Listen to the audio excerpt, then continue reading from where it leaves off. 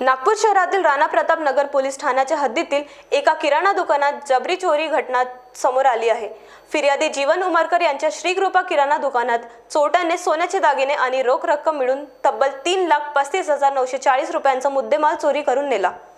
या प्रकरणी तांत्रिक विश्लेषण आणि गुप्त माहितीच्या आधारे सागर नरेंद्र तिवारी वय 20 राहणार प्रभुनगर जैताडा याला अटक करण्यात आले आहे।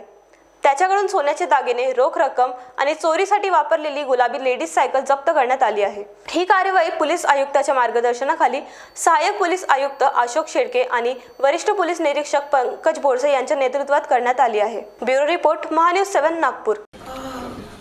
बॉस ने मीटिंग बुलाई। बाहर बाहर उठो बैठो। तकलीफ उठने बैठने की नहीं, तकलीफ बवासीर की है। बवासीर, फिशर, भगंदर, पाइलोनियल साइंस का आयुर्वेद तथा आधुनिक लेजर से उपचार। कॉल या विजिट करें www.pilesfistulacure.com।